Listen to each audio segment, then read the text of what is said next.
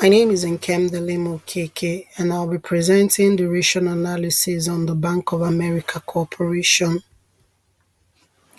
Bank of America is a multinational investment bank and financial service holding company which is located in North Carolina. It spreads across 50 states of the United States, and it is also important to note that Bank of America was previously called the Bank of Italy in San Francisco, but it was changed to Bank of America in November 1st, 1930.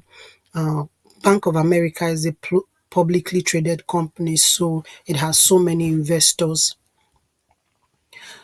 It prides itself in building and maintaining the trust of clients, employees, and shareholders. And the employees are committed to driving growth by living its value and also working as a team. Bank of America offers savings and checking accounting, credit cards, loans, and as well as other investing services. The quarter of 2022, Bank of America reported $24.5 billion in its revenue. Ratio analysis, which is current ratio. Current ratio is calculated by dividing current assets over its current liabilities. This explains the relationship between Bank of America assets and its liabilities, and the above shows that there is a slight change, which is zero point 0.1 from 2020 to 2021. The above is still between 2 to 1, so it falls within a healthy range. To improve this current ratio, the Bank of America can also delay its capital purchase that would require any cash. Acid test ratio. Acid test ratio is calculated by dividing quick assets to current liability, and quick assets entails cash and equivalent, marketable security, and accounts receivable. So it is helpful in determining short-term liquidity, and it shows whether Bank of America has short-term assets to cover its immediate liability. So the above shows that in 2020 they had 0.44, and in 2021 they had 0.48. This means that Bank of America is a significant risk of being unable to pay its liability because it falls below 1.0 for both years.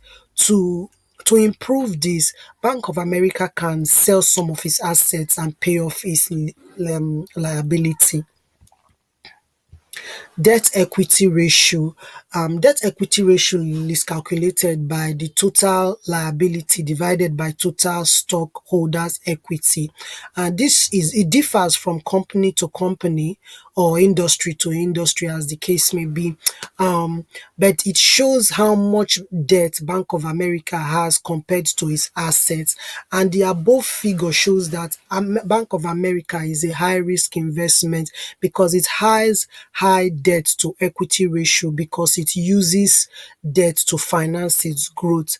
Bank of America can actually improve the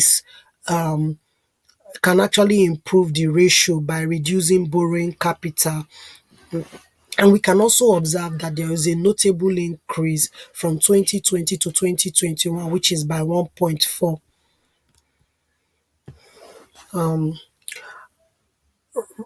Return to equity ratio. Return to equity ratio gives you an insight on Bank America's profitability for its investors. Bank of America falls below 15% to 20%, hence it is considered low. But I think that there is room for improvement if Bank of America increases profit margin and total assets turnover, because in this case they have 12.3%. Return on assets ratio. is calculated by net income plus income expense net of its tax impact divided by average of total assets.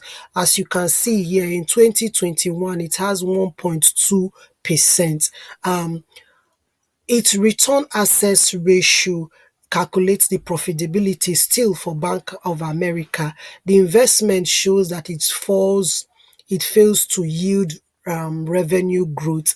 Bank of America appears to have a low return on assets, but it can also improve it by lowering expenses related to sales to increase profit margin. Dividend coverage ratio. The above shows the number of times Bank of America can pay dividends to its stakeholders, and it shows a healthy ratio. And this can also be divided by income, net income minus preferred dividends annual divided by common dividends annually.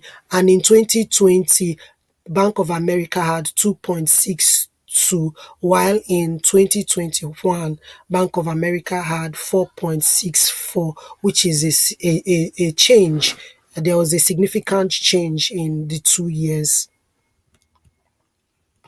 Earning per shares. Earning per shares help investors to understand whether their investment is actually yielding profit, and in this case, a consistent EPS growth indicates profitability and suggests that actually a company can actually pay shares, can pay dividends. Although the above is not so good for Bank of America, but it show a slight growth from 0.1 to 0.3, which is 0.2 difference in 2020 to 2021. This may affect their growth because it will discourage investors from wanting to invest, but they can always improve it. There's always room for growth by purchasing its shares, thereby reducing the amount of outstanding stock. Last but not the least is the price earning ratio. The above shows the relationship between the stock price and the earning price ratio. It shows whether it is overpriced or underpriced, and the market range for price earning ratio is 20 to 25, but in 2020 it shows that it was high, which was 45 to 45.74, while in 2021 it shows 17.33. There is a significant change between the price ratio from 2020 to 2021. Thank you very much. This is some of the references that were used, and they were all highlighted in the PowerPoint. Thank you.